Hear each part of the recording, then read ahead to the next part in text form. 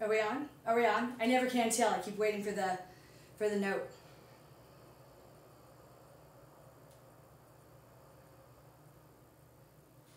Hello? Okay, we're on. That worked. Hi, this is Coach MK, and I am standing in the middle of my dining room. I'm not sure what room this is now. We cleaned it out. Hey, if you've been following me for a while, the few times that I've done Facebook Lives or photos and videos in here, it has been full of maternity clothes. Yay, that part of my life is over and they're gone. Let the new phase begin. I have, my husband generously repurposed this room so that I could have the studio, and then took all the kids away so I could work. And I started to go do the work I need to do. Don't at me, Susan. It's happening, I promise. But I got a little distracted because I want to take a minute to beg everyone to follow the link in the chat. If you train with any of my programs, you've seen me mention this all over the programs today. I'm going to make another impassioned plea later tonight. Anyone can vote. Click on that link and vote. I'm going to walk you through the ballot very, very quickly, and then I'm going to make a plea to care about this, because it will give you a little perspective, and hope that with that perspective, you'll care as much as I do about the people I'm going to ask you to vote for. So here we go. First to walk through the ballot. And it's a short ballot, right? And then, by the way, what we're voting for, I know you probably are tapped out of voting this week, but what we're voting on is the 2018 USATF, the United States Track and Field Association, their Best in Sport Awards, for the Jesse Owens Award, for the Jackie Joyner-Kersee Award, and for the Wing Award. Doesn't really matter what they are, it's best performance in something. Here's if you don't know anything about men's sprinting, awesome. I love Paul Chalima. That's who I voted for. It's the first guy on there. I'm not here to talk about the men, though. They get plenty of coverage. Women don't. The next one is for the Jackie Joyner-Kersee Award. I voted for Deanna Price, and I'm going to make a full-throated plea for her in just a minute. And I know that if you train with me and you're a runner, you see Des Linden on there and you're tempted to pick it, pick her for the next one, please. She's nominated 3 times. So, for Jackie Joyner-Kersee, I voted for Deanna Price. For the next one, for the Wing Award, Best Championship Track Performance, again, for the dudes, you could put I already voted for Paul Chalima, so who I voted for here was Tia Jones. She is the gold medalist at the World Championships in the sprint. She's amazing. She's really cool, but I'm not here to talk about her. Just saying, that is who I voted for. The Wing Award for Best Championship Field Performance, this one as well, I voted for Deanna Price. And again, if you hang with me for a little bit, I'll tell you why that matters. And the final one, this is where I voted for Des Linden. Wing Award for the Best Road Racing Performance. I mean, you gotta give it to Des. What she did that day was freaking fantastic. Sure, it's not the fastest time ever set, but the tenacity to be there and stay there and grind it out and still put in a really respectable time considering the conditions of that day, that is the most amazing performance of this year, and Des totally deserves it. But when it comes to the overall spectrum of athleticism and the things that women are allowed to do right now, I'm going to teach you a little bit using my brand new studio. I'm so excited. If it wasn't so cool, I wouldn't have spent so much time on it. I'm going to introduce you to Deanna Price. I'm going to tell you a little bit about why she matters and why supporting her is one of the coolest and best things you could do if you have a daughter or think you might procreate at some point, and accept the fact that if you procreate at some point, you might produce a female. Yay, females!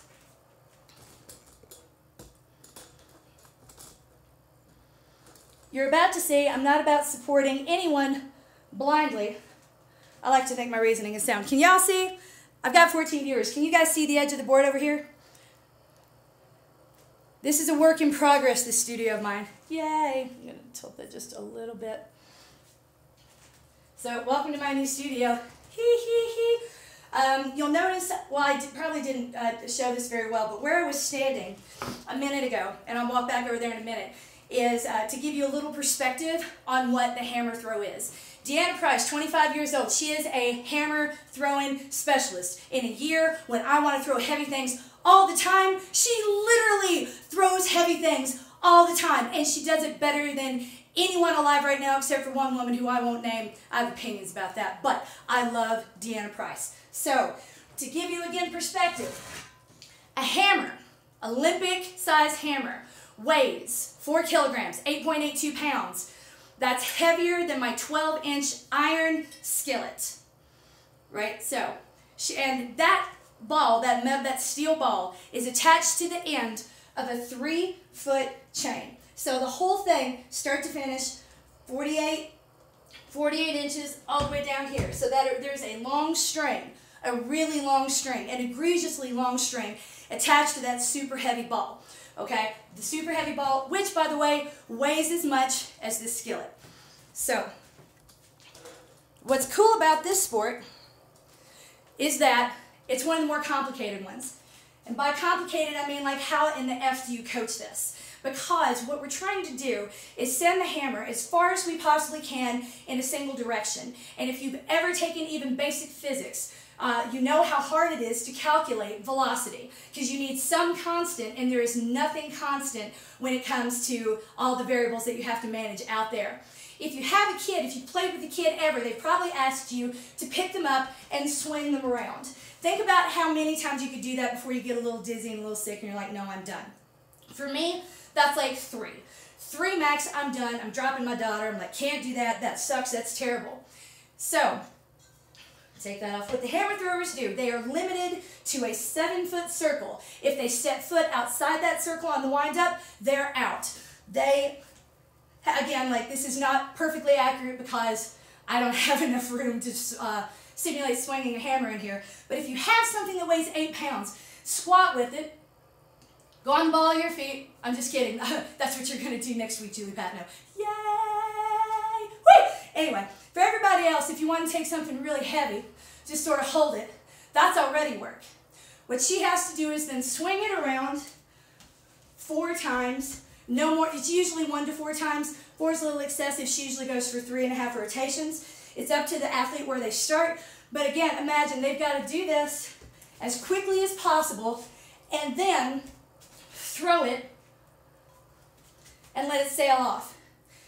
Doesn't sound like such a big deal until you think about the tail end of that. This ball, again, is connected to a almost 4-foot long tail. That tail is going to impact where that throw goes. If you've ever played golf, it's kind of like golfing in the wind. You hit it this way, but the wind can send it off the other direction. That 3-foot tail can change the speed and the direction of the ball at any time, and those are 2 of the biggest factors in calculating velocity. So she has an idea of what angle she needs to be at, where her booty needs to be, where her arms need to be. At the point that she sends it off, that was not what the swing looks like. That's just me. But at that point when she lets it go, and how she lets it go, and where she lets it go, and how far back she's tilted, all of that is really important when she lets that ball go. Now, why do we need to care about this other than, now that I respect how hard it is, Coach MK, why should I give it an S about it? Here you go. If you're a woman, if you know a woman, if you've ever spent time with a woman, if you haven't, if you haven't, reach out. I can help you connect. I can help connect you to some. Most of us have opinions though, so be real careful with that. And we like math a lot. So, where did my water go? I'm so excited. Yay, my new studio! Got the whiteboard, it's the whole wall. I can go all the way up to the ceiling. I chose to stay here though. So, track and field. I went to a rural school in Tennessee. My school had nothing. We had cheerleaders, we had baseball and softball, and we had football, of course, and basketball, but only because football ends and then what you're going to do through time. So, can y'all see this? I think you can. Can I see that? I think I can see that. We'll see. So track and field has different categories in it. 4 of them are throwing categories. Discus, shot put, javelin, and the hammer throw. Okay, the discus, women were allowed to join it in 1928. The Olympics have been around, by the way, since 1896. And when we say the Olympics have been around, we mean dudes were doing the Olympics since 1896. Women were allowed to enter the throwing category of discus in 1928. Javelin came next. By the way, a discus, it also weighs 4 kilograms, and it's a totally different idea, similar rotation, but without the complication. That's a different type of brute force, but we'll get to that in a second. So first there was a discus, then there was a javelin, which is a run with a stationary throw, so you're getting your velocity from your ability to sprint. And then you've got the shot put, which again is a sprint with a toss, and it's considered also a stationary throw. And then you've got the hammer. So the shot put was allowed in 1948. Women were not given recognition for this until 1994. They were not allowed to compete at the Olympic level until 2000. This was I'm trying so hard not to curse. This is the last thing, one of the last things we were allowed to do.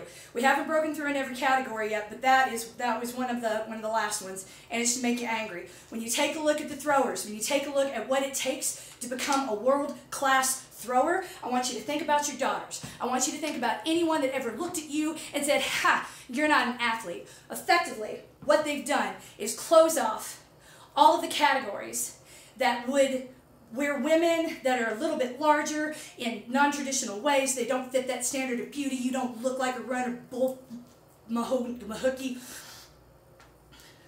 you can shine. If you have that bigger body type, if you're a big boned, if you're a wide set, if you are any of that coded, nasty language that people have used to describe you, you could be great in the throwing category, and your daughters could too. Not saying you should. This is not a should do. This is making sure that the possibility there is there for my kids as they grow up, right? So if we don't, track and field it does not get the attention it deserves. It does not get the respect that it deserves. And some of these smaller categories, they get absolutely no funding and absolutely nothing.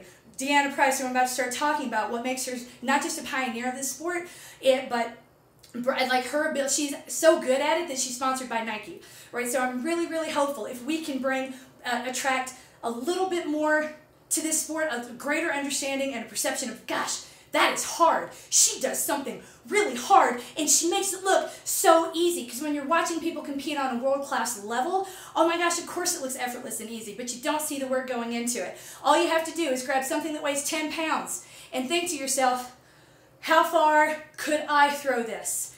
And now I'm going to give you a little bit more perspective on how far she can throw that. So here we go. Deanna Price. If you want to follow her on Instagram, she just got married. Congratulations, Deanna. You looked absolutely gorgeous, by the way. Better than I did on my wedding day.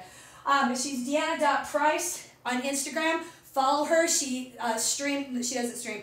She captures a lot of the work that she does. In a day and age when it is possible to become a celebrity from doing nothing, don't you come at me about the Kardashians. Those people work. You think this is easy? Come get in your living room and try to stream this stuff and get people to care. It's hard. So she records a lot of what she does on Instagram. You can follow her when she's in the weight room. She lifts weights like crazy. It is a beautiful, beautiful, beautiful thing to watch. Whenever I look at her, I picture, God, my daughters, I'm obnoxious about it. I'm like, hey, look, Deanna posted something, children. She's lifting 700 pounds. That's so heavy. They're like, they don't know what Tuesday is. They don't know like how far a mile is. They have no idea how long an hour is. So why I'm like trying to do this to them, is questionable at best. And they're probably not going to care anything about athletics, and that is totally fine. It's about understanding when you look at what it takes to be world-class in this sport, it does not look like anything else in the Olympics, and it's really important that we support it. We being everyone. Be up all in her Instagram. Follow her on Twitter. Respond to everything she does. Retweet. Vote for her. Vote for her. Vote for her in this. I'm telling you, sponsors, watch those numbers. The best thing you could do in this era, other than voting in an election that we are not going to talk about, is to vote in this one and to start throwing your dollars and your eyes behind anyone that throws their dollars behind Deanna Price. So at 25 years old, to bring this down a little bit, everything that I just showed you, a way to think about what she does. She's sort of like a human cyclotron. A cyclotron is a type, synchrotron. She's a human synchrotron. It's not a cyclotron, that's different. She's a human synchrotron. If you watch The Big Bang Theory, they talk a lot about the Hadron Collider, and they make a lot of jokes about it that you might not understand. I want you to think about that. If you know nothing else about physics, if nothing else that I say resonates, she is like a human version of the Hadron Collider. in Switzerland. All right, it is a big deal what she does, and it's so hard to do. You could build a cyclotron in your basement theoretically, but you couldn't build a synchrotron. It is so hard to get everything exactly right. There are only very few of them in the world. Yeah, because, you know, they're smashing atoms and whatnot, but the idea is to get a whole lot of centrifugal force and then have it smash into something. And that force creates energy in two different directions. But not to get stuck around that, it's just a way to kind of break this down. What she does is so cool and so rare, it's really, really, really, really, really hard to replicate. So, the human synchrotron is taking something that weighs as much, again, as this frying pan, and what is that word? My baby.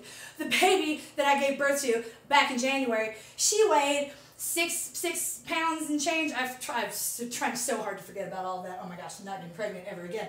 But she weighed almost 9 pounds when she was a little over a month old. So, if you were to take a 4-foot leash, tie it to Violet, and swing it, and that, just again, the perspective. That is what Deanna Price does. So, and 3 feet 11 inches long. That is the length of the chain that's attached to the ball. That's as tall as a 7-year-old. So imagine like a weightless 7-year-old tied to Violet. That is what she is swinging through the air with the greatest of ease. Again, to be a world-class hammer thrower in the female category, you've got to be able to throw that hammer and again, a very narrow specified range after spinning around and being a little dizzy. So you got to be so good at this, it's instinctual. You got to throw it at least 70 meters. 70 meters is the base world standard, right? So you could be really good at this on an American level, but to do it on a world level, that's the number you got to meet. Her personal best she set recently was 78.12 meters. What does that mean? 256 feet. What does that mean? This is what that means. She threw something as tall as a 7-year-old that weighs as much as this frying pan. The height of a giant sequoia, 1.1 times the wingspan of a 747 airliner, almost to the top of the Statue of Liberty. If she had actually hurled it at the Statue of Liberty and that, instead of being a trajectory like this, had been a straight line, it would have landed right at Lady Liberty's throat. What a pretty necklace. And then the chain would have smacked her in the crown. In the crown. Okay. So that's also forfeit the height of Big Ben. If she had thrown that at Big Ben, it could have penetrated it would have been right under the number 6. It would have gone through the face, but it would have been through that glass at the bottom of number 6. It's 3/4 the length of a soccer pitch. And it's 1.25 times as long as the Tower of Pisa is tall. That's perspective. Something, pick up anything that weighs 10 pounds. That's how far she slings it. That is badass AF. There's no other way to look at it. We're still learning, as much as it pains me, we are still learning what it takes, how to be really, really good at training this sport. Because again, this one in particular, it's so complicated. Again, everything else, you got to like throw in the javelin. Not saying it's easy. It is hard. The javelin is long. It is awkward. It is heavy. But we know you need to have a good, strong lats. We know you need to be a good sprinter. We know you need to be strong in different directions. But it's a single move. With a single move and very, very well-known, well-managed variables. Aside from air resistance, they have to care about the AQI a whole lot more than we do. How dense is the air today? Because that literally impacts their performance. Thank God we don't have to think about that, right? When we go back and look through historically, so this is the Illustrated Guide to Olympic Track and Field Techniques. This one is from 1968, and women aren't in here, shockingly, because all we cared about was training men. The first one, I get so mad when I think about this. Finally, the complete book on coaching women's track and field, published in 1978, right before I was born, and I'm old as fuck. But women were not allowed to compete on a national level in a lot of these categories. They were getting ready. The International Federation, the gateway to the Olympics, had just started recognizing some of them, but we didn't really have techniques. We didn't know what would work in a woman's body versus a man. Because, we're still alien creatures. Add a vagina, lose consciousness. What do you do? And rumor has it, although I haven't been able to find evidence of this, I have asked other people why specifically the hammer? Why were women denied the right or the ability? Why wouldn't let anyone do it until 1995? What was the argument against it? And what I've heard, what I have not seen written, but the argument was that women couldn't handle the dizziness. That spin would take them out, man. That's why that one was the very last. Really glad we were able to prove them wrong. But if this sport is going to grow, you got to get into it just a little bit. And I'm not saying I support different athletes in sports that I totally don't care about. I did not grow up playing tennis. I did not grow up playing soccer. I did not grow up, I told you we had 3 sports, and that includes cheerleading, right? I was not an athlete by their standards, but my daughters, to make sure that they have those options, we got to care a little bit about track and field today. So here, another name. If you vote for Deanna Price, it starts with voting for her there. It continues with getting the perspective on why she is so good at it, because she's got to get maximum velocity out of a little bitty range. Again, think about it. Go mark it out on the floor. 2.2 meters is about 7 feet. A circle that is 7 feet in diameter. Take something that weighs 10 pounds and try to spin around just twice in a squat, holding on to that thing that weighs 10 pounds. For me, it's that 12-inch cast iron skillet frying pan. Right? See, and then think about hurling that thing, what it requires to get the maximum strength and speed, the velocity required to make this thing go up to Lady Liberty's face. Her face. That's a big deal. She is amazing. This is amazing. Think about the precision required, the balance, the speed. Everything that has to come together. If all of the women and all of the men that are listed in there to vote for are fantastic. They're world-class athletes. They make me proud to be an American. They make America proud every day that they get up and do their work. But I'm telling you, you might not know this because we don't talk about it enough, but Deanna Price is on a different level. And if you look at her and see anything that resembles you or what your daughter could be, I beg you, follow her on Instagram, follow her on Twitter, vote, and start caring. And there are 2 more names I want to give to you that I think you need to care about too. Gwen Berry is right behind her. She just doesn't, I'm not talking about it right now because she isn't up for a vote in here. She's right behind Deanna. She's like a fraction of a meter behind Deanna in the European circuit earlier in the summer. And but Gwen Berry, she's fantastic as well. And then there's Raven Saunders. Raven the Hulk Saunders. She took some time off in February. She came back in March. She is in fighting form. She is ready to go. Her Twitter is endlessly amusing. She calls herself the Hulk. So Raven Saunders, or you can Google Raven the Hulk and you'll get her. So that is my recommendation for today. If this doesn't make you mad, if this doesn't get you thinking, I got nothing for you. Vote for Deanna. Respect Deanna. I look at her and she could be related to me. She could be my daughter. I don't know how you can look at this woman and not care. I don't know how you could pick up something heavy and not respect what she does. And I don't know how you could look at this and turn it off and say, whatever, if you have like eyes that work and ears that hear. I beg you. You've got to care. You don't have to care as much as I do, because God knows I care more than anyone else alive. But we got to care a little bit. If these women are going to have a career, if doors are going to open for our daughters, and if these women, and no one's going to keep going into this sport, if they can't build a fan base they can then parlay into sponsorships and a career after their time in sport is done. There's a lot. Like, think about if your daughter came to you and said, hey, Mom, I'm really good. Should I go pro? An agent just called me. What would you tell her? I mean, you want them to have the best of everything until they get to a certain level, and then you want them to focus on the things that will give them security in the future. And professional sports doesn't necessarily provide that. There are so many professionals all across the board in every Olympic category, notably the powerlifters and not the cyclists, but the bikers. No one gives them any money. You can almost volunteer to get on those teams. They're so poorly supported. And it's not because we suck. It's because no one cares. You got to care a little bit. Caring now opens doors later. And you might be opening a door for your own kids, so why wouldn't you care just a little bit? That is my plea. You are coached. You are loved. Vote for Deanna, or at least follow her. I love her. If you don't, I don't know what's wrong with you. I got nothing left. I will see you in a little while. I might stream one more time to do strength, but I've really got some work to do, and I've already procrastinated for almost 2 hours. Either way, I will see you at 5 p.m. for Ask the Coach. Yay, new studio.